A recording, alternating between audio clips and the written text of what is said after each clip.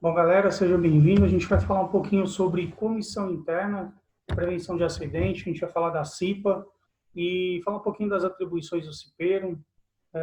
Antes de mais nada, pedir para a galera entrar aí no canal, se inscrever no YouTube, canal Seguração.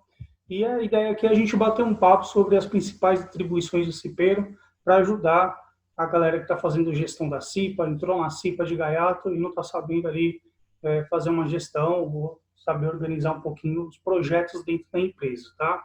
Então, antes de mais nada, vamos rodar a vinheta e a gente vai falar um pouquinho sobre essas atribuições.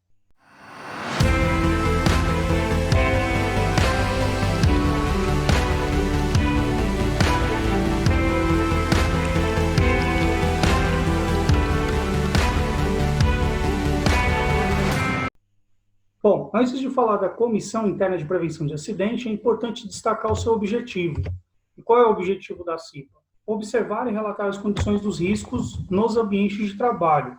Sim, a CIPA precisa identificar quais são os riscos que existem dentro da sua empresa para que ela possa fazer cumprir tanto a NR5 quanto a NR9 sobre a prevenção dos acidentes. Né? Então, junto com o SESMIT, né, que é o grupo de técnicos responsáveis, médico do trabalho, engenheiro do trabalho, técnico de segurança, a CIPA ela vai fazer toda uma gestão para identificar, neutralizar e discutir os acidentes que ocorreram na empresa para que não aconteçam novamente.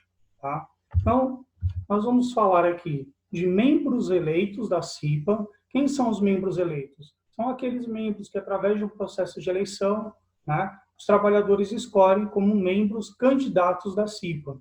Né? Então, os trabalhadores eles vão escolher, dentre os candidatos à vaga da CIPA, quem vão ser os seus representantes. Né? Então, isso num processo de eleição. E a gente vai descobrir daqui a pouco como é que acontece esse processo, como que a gente chega num processo de eleição ou chega ao dimensionamento da CIPA. Também composta dentro do processo de eleição os indicados do empregador. Então, a gente vai ter um grupo de funcionários, trabalhadores, que são os indicados do empregador. Então, a mesma quantidade de pessoas eleitas da CIPA pelos trabalhadores serão também os representantes do empregador na composição da CIPA por processo eleitoral.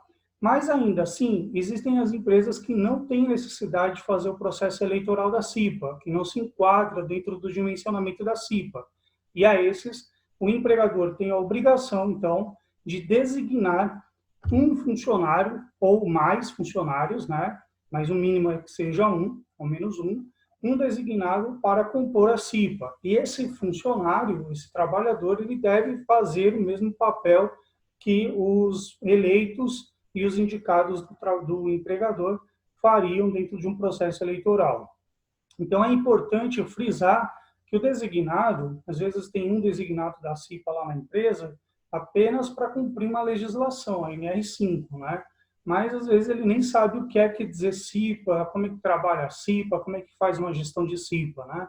Então, é importante que ele também aprenda, no treinamento, a desenvolver, mapear os riscos e agir numa situação de risco. Bom, esse é o quadro da NR5, né? Então, a NR5, no quadro 1, no seu quadro 1, dimensionamento de CIPA, ele compõe, ele apresenta aí a composição dos membros de CIPA por eleição. Então, aqui é a eleição, né?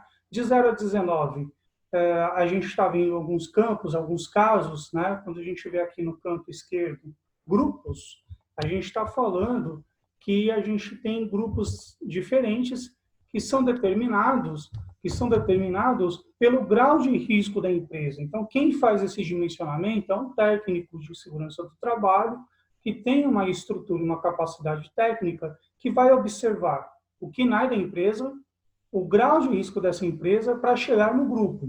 Né? Quando ele define o grupo, no nosso exemplo aqui, o grupo C2, ele vai ter que verificar a quantidade de funcionários dessa empresa, identificando aí a quantidade de funcionários da empresa e o grupo dessa empresa, ou seja, o grau de risco e o seu KNAI, né? Aí ele vai chegar ali o dimensionamento da CIPA. Então, nesse exemplo que nós vamos ter aqui, ó, a gente tem um grupo C2, né? e um número de funcionários de 90 funcionários. Nós vamos chegar, então, a ter uma CIPA eleita pelos empregados de 2 efetivos e 2 suplentes, ou seja, 4 membros de CIPA precisarão ser eleitos, ou seja, no mínimo aí uns 8 candidatos, né? A empresa tem que ter pelo menos 8 candidatos para concorrer à CIPA, tá? Para que não fique vacante, se precisar repor esses funcionários aí no decorrer do tempo, a gente tem pessoas para repor. Então, são 2 funcionários efetivos, né? Vão ser eleitos, são os 2 primeiros, e 2 suplentes. Aí vai a quantidade de votos, número de votos, né? Outra regra.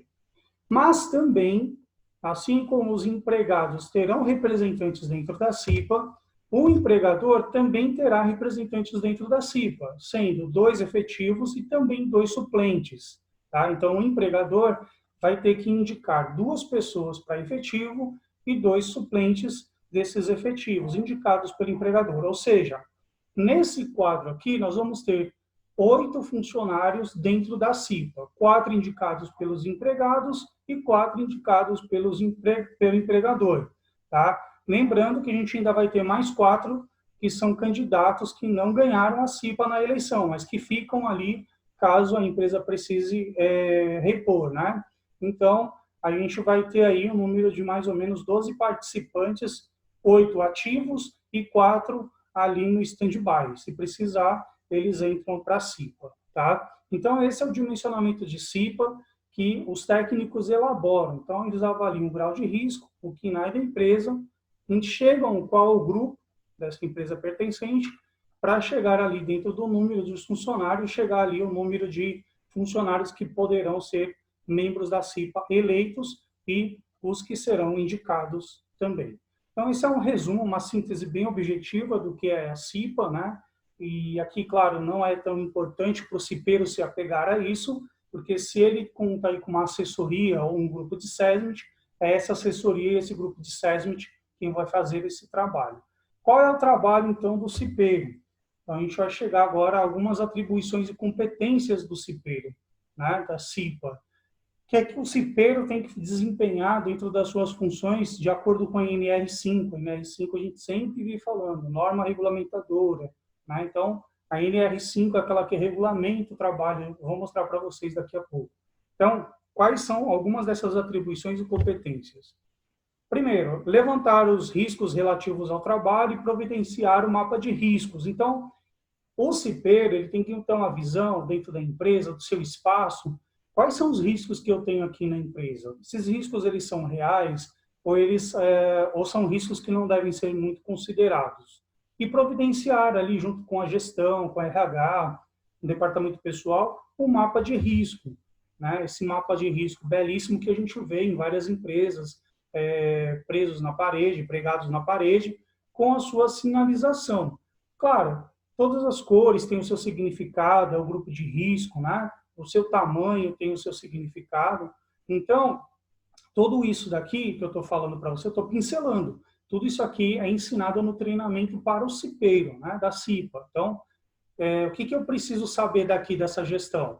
Que eu preciso identificar na minha empresa um mapa de risco.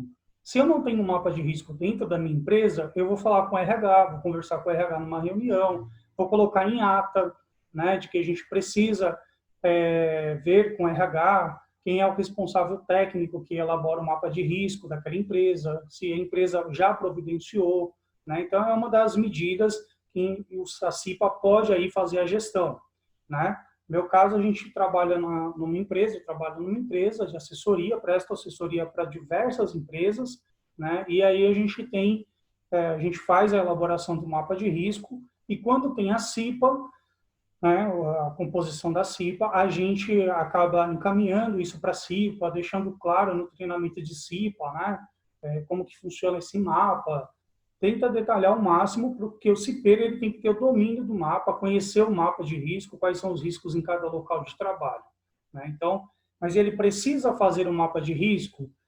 Às vezes não, nem sempre, não precisa fazer. Né? A gente fala, porque o cipeiro já tem tanta atribuição fora a sua rotina, e às vezes a empresa já tem uma assessoria de segurança do trabalho, e aí então a CIPA, por conhecimento técnico, fica isenta, se exime de fazer um mapa de risco, né? Ele pode acompanhar o procedimento, o processo da elaboração, ele pode questionar, mas o aconselhável para se elaborar um mapa de risco é que seja uma pessoa que tenha conhecimento técnico, tá? Até por conta da classificação. Qual é o tamanho do risco aqui nesse ambiente, nesse setor? Né? Esse risco aqui é o ergonômico, é o de acidente, é um risco químico, né? É bem complexo e precisa estar de acordo com um documento de PPRA, que é o Programa de Prevenção de Riscos e Acidentes, né? Então, precisa ter um conhecimento e um olhar bem técnico para elaborar um mapa de risco. Mas os cipeiros devem ter conhecimento desse mapa de risco e conhecer onde estão esses riscos. Segunda coisa, solicitar à empresa a cópia das CATs emitidas. CATs são comunicação de acidentes de trabalho. Gente, aqui, muita gente falou para mim, mas CATs, o cipeiro vai ter acesso às CATs? Não são acesso às CATs, né? Mas, por exemplo, o RH emite as CATs, né? E ele consegue fazer um levantamento gráfico, né? Uma gestão gráfica, de quantos acidentes a empresa teve naquele mês, quantos acidentes a empresa, quais tipos de acidentes que a empresa teve aquele mês, e aí ele consegue passar esse tipo de gráfico para a empresa, né? Manda esse gráfico para a CIPA, né? Tipo, a gente teve 36 acidentes de trajeto, a gente teve, sei lá, 31 acidentes com cortes, né? Queimaduras, a gente teve 12, traumas, a gente teve 15, né? E a CIPA ali na reunião vai conseguir enxergar esses riscos e pensar junto com o SESMIT, quando tem ou não assessoria, perguntar à assessoria quais são as medidas preventivas que podem ser adotadas. E muitas das vezes, essas medidas preventivas nem são preventivas, são socioeducativas, né? Então, cartazes, orientações, entregas de panfleto, cuidado. Às vezes a gente vê muita queda em escada, então, ali, segure o corrimão, preserva a vida. Então, muitas ações desse sentido podem minimizar, né? Ou então, muito afastamento por estresse, muito afastamento por depressão. O que a CIPA pode contribuir, né, com esse levantamento? Quais são as ações que a CIPA pode tomar? Pode preparar uma CIPAT, uma semana interna de prevenção a acidentes dentro da empresa voltada a esses temas?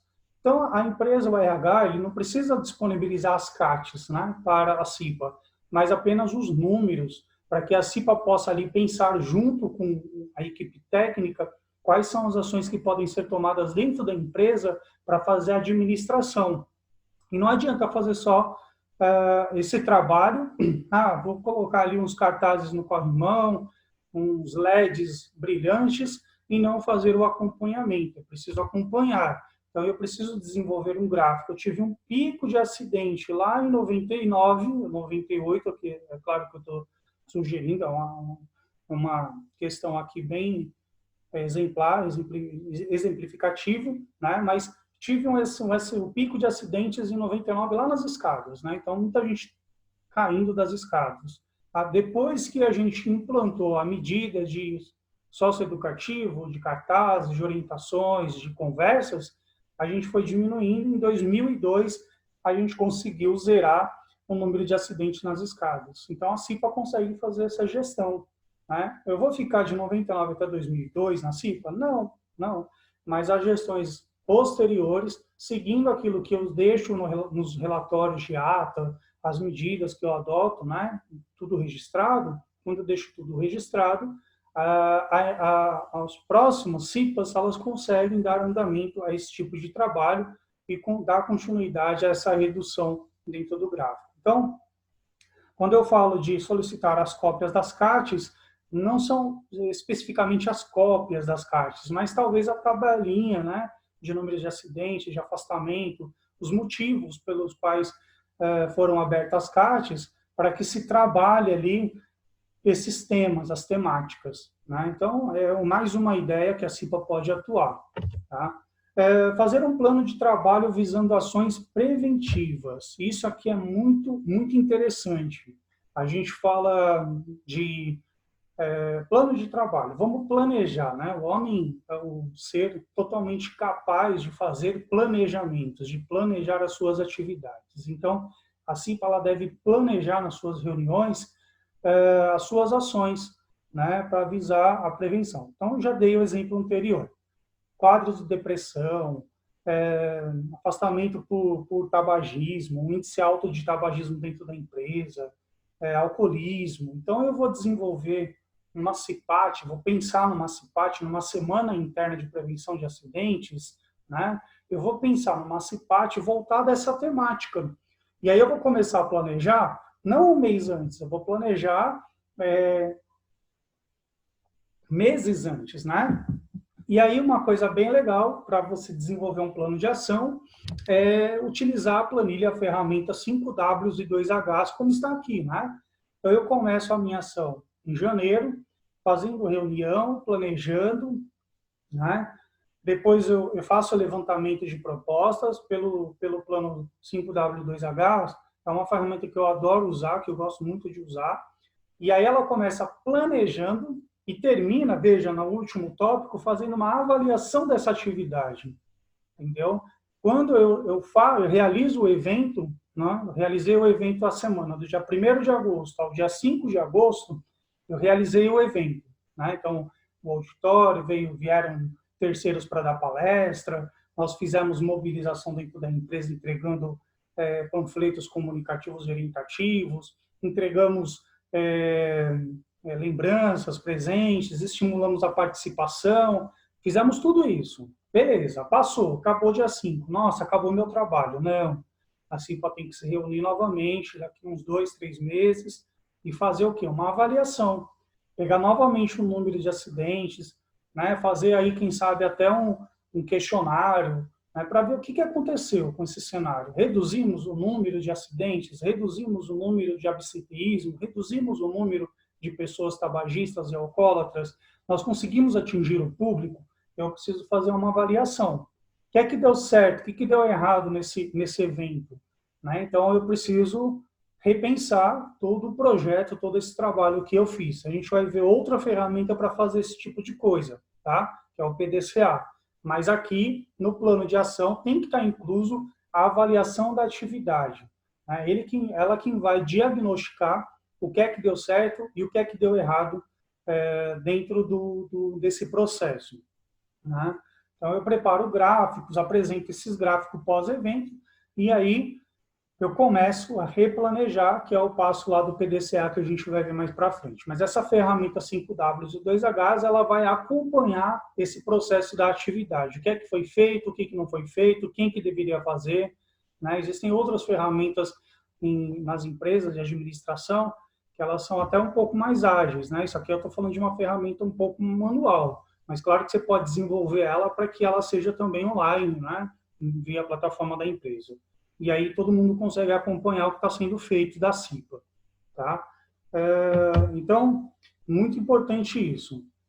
Próxima coisa que também pode ser feita, implementar e monitorar, avaliar a qualidade das medidas de prevenção. O que eu falei do PDCA. Então, eu fiz uma avaliação, né? Implementei uma ação, né? Realizei a ação, faço a avaliação dessa ação. Né? Por que eu tenho que fazer uma avaliação? Para ver o que deu certo, o que deu errado, o que eu posso melhorar, para o ano seguinte eu chegar e fazer novamente aquele projeto, um plano de ação, né? A ferramenta 5W2H ou outra ferramenta que vocês queiram utilizar, com resiliência, né? Vendo os pontos que deram errados, ajustando aqueles pontos errados para que eu seja assertivo. Então, eu vou iniciar lá no planejamento dos meus 5W2Hs, identificação dos meus problemas, análise do fenômeno, análise do processo, o plano de ação no geral, né, que ele foi estruturado, o que eu preciso melhorar. Execução do plano de ação, fazer a contratação, contatar os terceiros, fazer a apresentação de orçamentos, começar a organizar a estrutura, né? Verificar os resultados, né? Os quais checar, né? O que é que eu preciso fazer, o que está pronto, o que não está, quais são os resultados que eu tive com a execução do meu plano, consegui as cotações, não consegui, e depois a padronização e a conclusão, a ação de fato. O que é que eu preciso fazer fazer para que esse projeto ele seja mais eficaz, né? Então, o P de planejar, o D de executar, de fazer, o C de checar, fazer a checagem de todas as etapas lá do meu plano de atividade, e o A de agir, de fazer acontecer, né? E depois que eu faço acontecer, eu volto para o planejamento, faço a reavaliação, é uma avaliação contínua, faço meus pontos de melhoria, identifico o problema novamente, elaboro mais uma vez o plano de ação e vou para as próximas etapas. Então, o PDCA ele é uma ferramenta circular. Ela não, eu costumo dizer que é a ferramenta do infinito, né? A melhoria contínua, continuada ou contínua, né? Então, se eu quiser fazer a aplicação dessa ferramenta, eu vou ajustar essa ferramenta junto com a minha realidade. Então, a ferramenta do 5W e 2Hs é a minha ferramenta de plano de ação. O que é que eu vou fazer, quanto que eu vou gastar, eu estou visualizando tudo, né? Todos os passos, quem vai estar envolvido, e o meu PDCA é aquilo que vai mensurar o quanto que aquela minha atividade está andando, ou o que que ela deu de retorno, o que que eu vou precisar fazer para replanejar essa atividade. Então, preciso fazer também. Promover em parceria com a empresa a campanha de prevenção à AIDS, DST e AIDS, né? O CIPEiro ele tem que ter essa noção, né? Das campanhas. Então, a NR5 ela é muito específica em relação à campanha de prevenção à AIDS, tá? Então, como é que eu posso fazer uma campanha? Eu posso fazer uma semana, a semana da CIPAT? Posso. Devo? Às vezes não. Às vezes eu vou utilizar a semana de prevenção de acidentes para fazer uma campanha que eu sou obrigado a fazer, né? Eu posso fazer uma junção das duas coisas. Então, dentro da semana, fala do tema da AIDS, porque o meu cronograma dentro da empresa é muito apertado, mas não deixar de fazer uma campanha de prevenção à AIDS e de fazer uma CIPAT, né? Posso colocar o tema dentro de uma CIPAT, se eu identificar lá um número muito alto de mulheres de gravidez, né? Um número muito alto de pessoas infectadas pelo vírus HIV, né? Dentro da minha empresa, né? Ou se eu identificar muito afastamento por DST também, né? Por contaminação de DST, então eu consigo promover. Mas é interessante que seja desassociado. Geralmente as empresas promovem a campanha de prevenção à AIDS em dezembro, né? No dezembro vermelho. E aí é bem legal, é final de ano, está todo mundo motivado.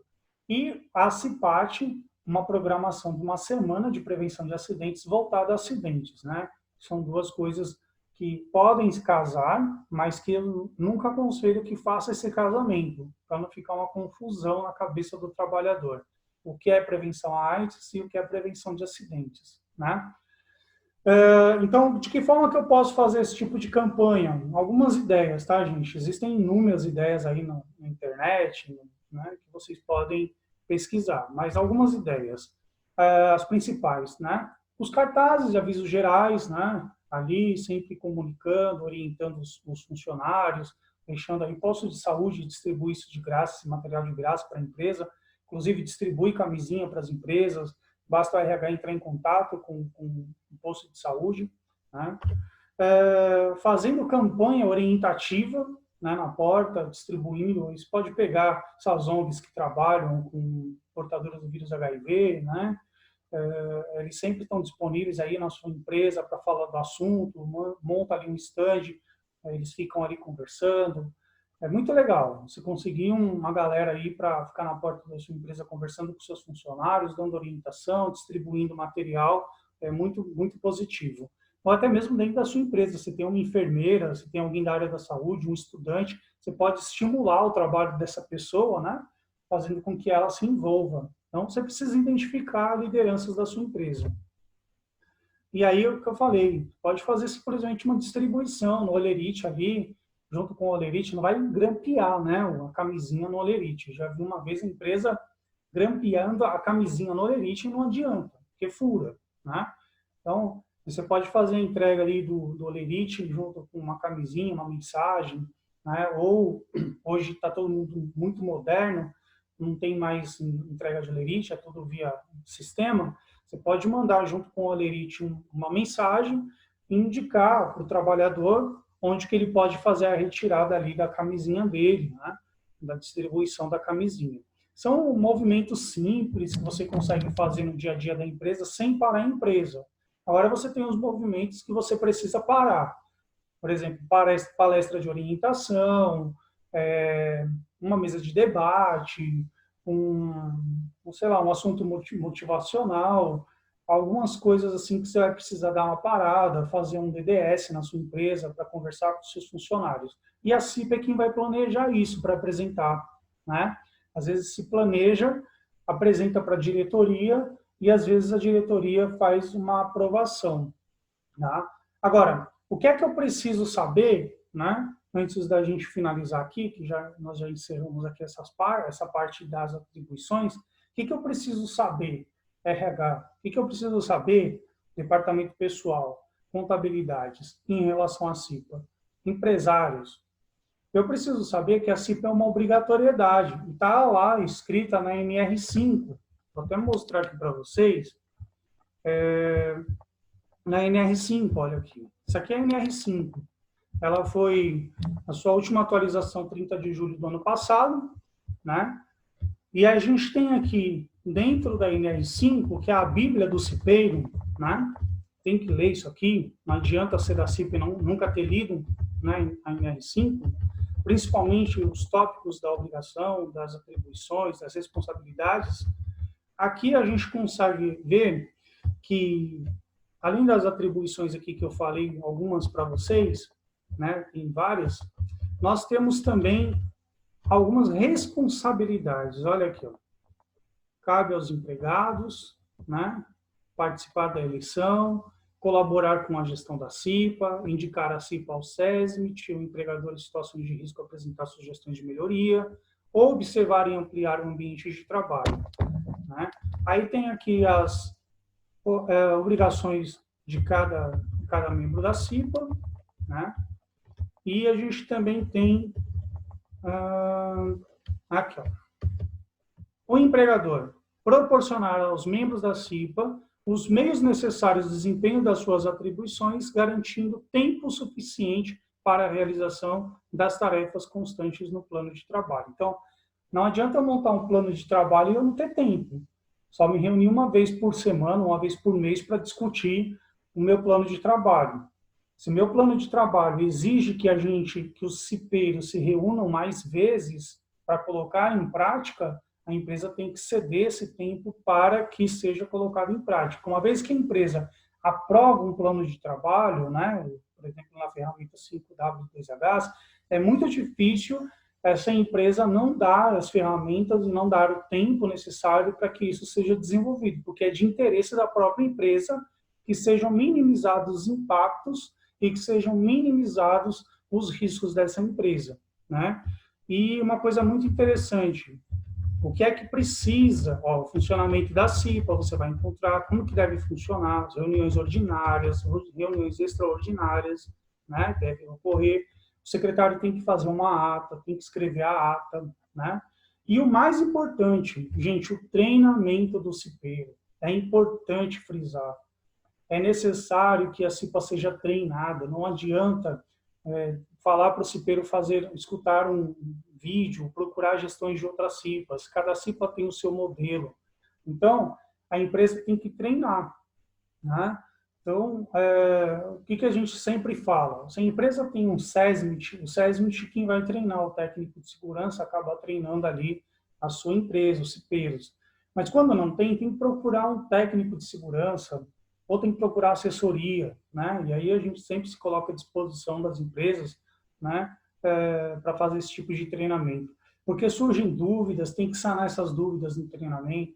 Além de que, e é uma exigência da ANR, que todos os membros de CIPA tenham o seu certificado de CIPA, né? Então, tem o seu certificado. Então, é muito importante falar do treinamento. Claro que o que eu estou falando aqui não é um treinamento, são algumas pinceladas das atribuições, algumas noções que você vai ter no treinamento de como fazer uma gestão da CIPA, de como planejar e organizar a sua CIPA, né? tudo que você vai aprofundar vai ser lá no treinamento, aprender a identificar um risco, né? Você vai aprender a fazer uma investigação de um acidente de trabalho, você vai aprender a ter noções sobre a campanha de AIDS, você vai aprender um pouco das noções das legislações trabalhistas e previdenciárias, né, relativas à segurança e saúde de trabalho, né, os princípios gerais de higiene no trabalho e as medidas de controles, né, e de outras formas, vai aprender aí fazer uma boa gestão da CIPA, tá?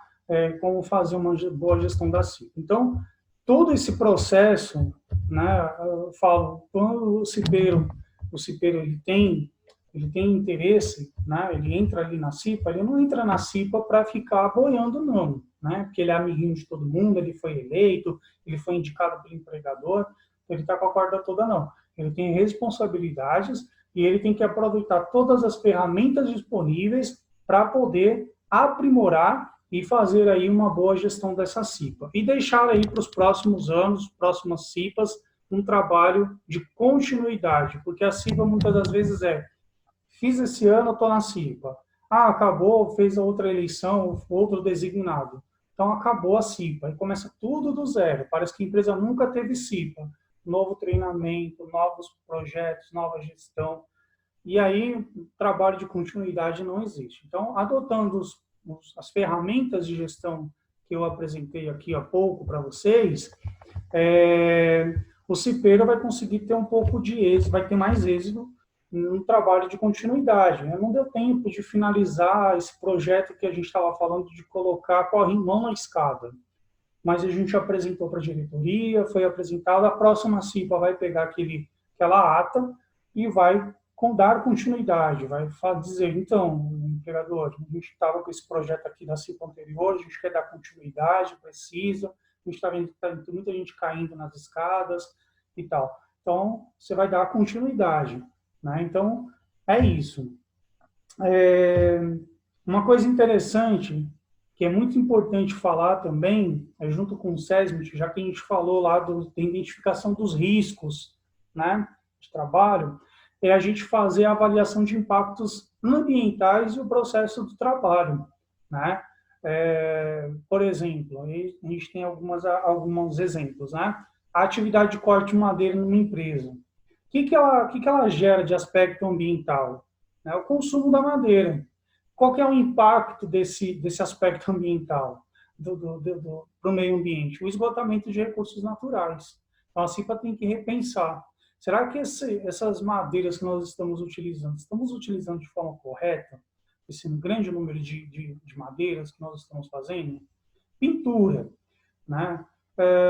Atividade de pintura. A emissão de vapores é um aspecto ambiental, né? Então, está indo para o meio ambiente a emissão de vapores. E, às vezes, a gente acha que se a gente faz uma pintura em ambiente aberto, está tudo tranquilo.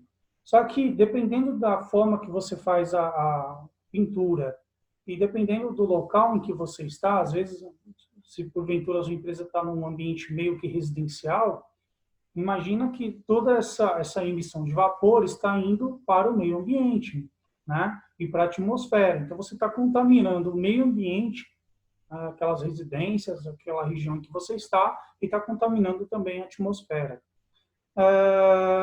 E aí, se a gente pudesse falar, a gente ficaria aqui falando de inúmeras atividades. Então, você vai ter que levantar esses aspectos e impactos ambientais da sua empresa e dar soluções, né? Não adianta eu fazer apenas o levantamento e não apresentar medidas de controle. Então, eu preciso fazer algumas medidas de controle.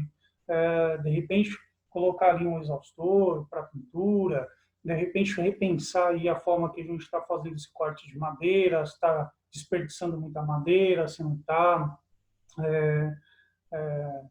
A gente tem outras, por exemplo, muita empresa, indústria, que joga os seus resíduos, né, nos esgotos, né? Então, a CIPA também pode, ali junto com o SESMIT, fazer uma reavaliação, pensar em uma medida de controle, de colocar um filtro. Isso impacta muitas empresas a ganharem ISOs, né? Quando vão auditores de ISOs nas empresas, a empresa acaba, com tanta medida de controle, com tanto trabalho prevencionista, muitas empresas acabam adquirindo selos de qualidade, pisos de qualidade. Então, eu acho muito importante a gestão, né, dos processos para que a empresa ela se beneficie cada vez mais.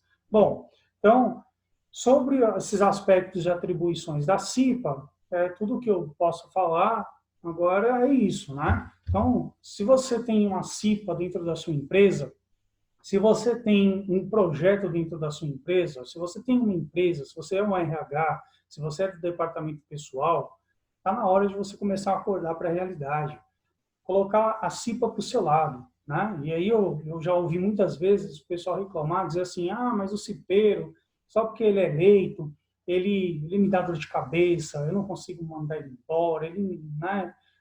O cara é chato, o cara fica enchendo o meu saco. Então, você tem que identificar, você como gestor, e eu já vinha falando isso há muito tempo, né, em outros momentos, um bom gestor, ele não identifica um problema, ele identifica sempre a solução, a saída. Então, ele traz aquele problema para o seu lado para resolver. Você nunca resolve um problema de fora, né? Eu nunca resolvo um problema à distância, eu resolvo o problema próximo a mim. Então, eu trago esse camarada para mim, trago ele para o meu time, para o meu lado, e fazendo ele vestir a camisa que eu visto, eu faço com que esse camarada se comprometa a trabalhar comigo, né? Então, muitas das vezes, eu sei que além do trabalho das empresas, né, são trabalhos cansativos de RH, departamento pessoal, ter esse tempo de conversar, de estar junto à CIPA, às vezes não dá, né? Mas é importante ali no início da CIPA dar crédito aos cipeiros, motivar o trabalho deles, identificar quem é a liderança, colocar a liderança ali próximo aos trabalhadores para que o trabalho seja eficaz, né? Então, eu fico à disposição de vocês. Quando vocês precisarem, entrem aí, acessem o meu canal, Seguração, e a gente vai batendo essa figurinha. Precisar de treinamento, na SAMED, ótimos técnicos que elaboram os treinamentos, fazem treinamentos, né? E conseguem ajudar vocês. De tudo que eu tinha para falar era isso. O Wesley ficou aqui até o final, coitado, está aqui comigo. E eu espero vê-los em breve.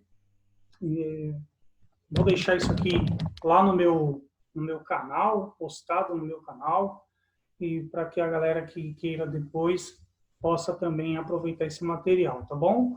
Então é isso. Como sempre eu falo, meus queridos, deixa eu aumentar aqui minha tela. Como eu sempre falo no meu final de cada vídeo, segurança não é gasto, segurança é investimento, segurança não é dor de cabeça, segurança é sempre vida, segurança é sempre ter ação.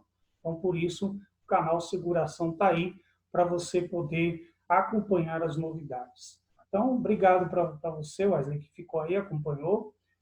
Os que não conseguiram entrar na live, aí, tentei fazer uma coisa mais online para ver se a galera tinha mais perguntas, né? Além dessas que eu já tinha pego aí de algumas empresas. Então, eu fico à disposição de vocês, tá bom? Então, obrigado pela participação. Esse vídeo vai ficar disponível aí no canal do Seguração, no YouTube, e nas plataformas do Instagram, Del Hash, tá bom?